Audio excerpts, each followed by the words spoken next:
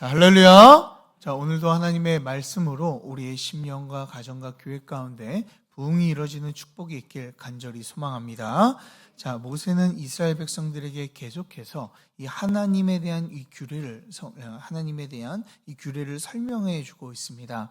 첫 번째 설교에서는 하나님을 사랑하고 섬겨라. 그것이 우리의 본분이다라는 것을 말해 주었다면, 이제는 실생활에서 하나님을 사랑하는 것을 어떻게 실천하는지를 우리에게 알려주고 있어요. 자, 어제는 이 하나님의 백성의 모습을 우리에게 말씀해주고 있었죠.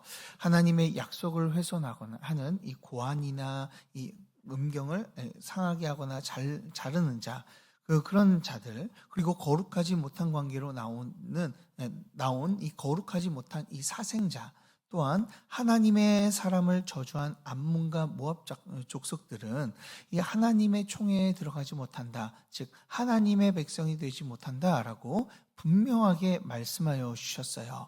자, 거룩하지 못하고 구별되지 못한 자들은 하나님의 나라에 들어갈 수 없는 것이죠. 또한 진영 가운데 생리 현상을 잘 처리하여서 하나님의 진을 깨끗하고 거룩하게 하라라고 하나님께서 명령하셨습니다. 자, 하나님의 백성으로 나가 하나님의 땅을 얻기 위해서 이런 자신을 정결하게 해야 된다라는 것을 말씀해주고 계신 것이죠. 또한 기타 규정, 이 5가지의 규정도 하나님의 백성으로 하나님만 섬기며 사랑하라고, 그것을 통하여 이웃을 사랑하라고 하나님께서 말씀해 주시는 것을, 모세를 통하여 말씀해 주시는 것을 우리는 보게 돼요. 자, 하나님의 말씀을 귀히 여기며 그 말씀을 따르며 살아가는 자들, 그 자들이요 하나님의 백성이다라는 것을 이 규례를 통하여 우리에게 알려주고 계신 것이죠. 그러니 하나님이 계신 우리의 마음을요 어떻게 해야 됩니까? 깨끗하게 해야 될 줄 믿습니다. 그 하나님만 사랑하며 하나님 이웃을 섬기는 자들로 우리가 더욱더 살아가야 되는 것이죠. 그러니 사랑하는 여러분, 우리의 정체성은요 하나님의 백성인 줄 믿으시길 바랍니다.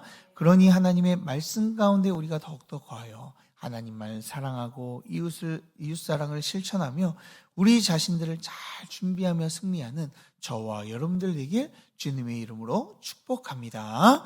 자, 오늘은 이 신명기 24장을 같이 다뤄보겠습니다. 자, 신명기 24장의 대부분은요 이 약자들을 위한 규례를 이야기를 해주고 있습니다. 그래서 24장의 주제는 약자들을 위한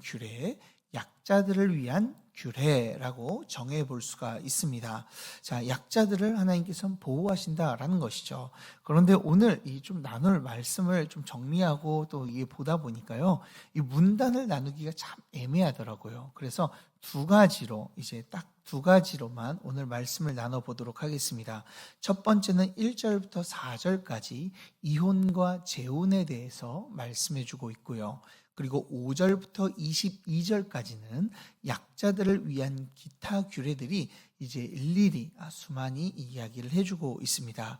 자, 그러면은 어떤 내용이 있는지 우리 한번 좀 살펴보도록 하겠습니다. 자, 1절부터 4절은요, 이혼과 재혼에 대해서 이제 결혼 생활에 대해서 우리에게 말씀해주고 계시죠. 자, 고대 근동의 이 결혼 생활은 어떠했습니까? 상당히 좋지 않았어요. 남자들에게는 참으로 좋았지만 그러나 이제 여성들에게는 그렇게 좋지는 않았다라는 거예요. 자, 그 이유는요. 자, 모든 것들이 남성 위주로 돌아갔기 때문에 그런 것이죠. 먼저 결혼을 할 때는요, 먼저 약속을 하고 사람에게 집착금을 주고 여자는요, 팔려오다시피 이제 결혼을 하게 되는 것이죠. 자, 그렇게 결혼을 하면요, 이 남편에 의해서 그 여성의 생활이요 모든 것이 다 결정되어지는 거예요. 남편이 좋은 사람이면요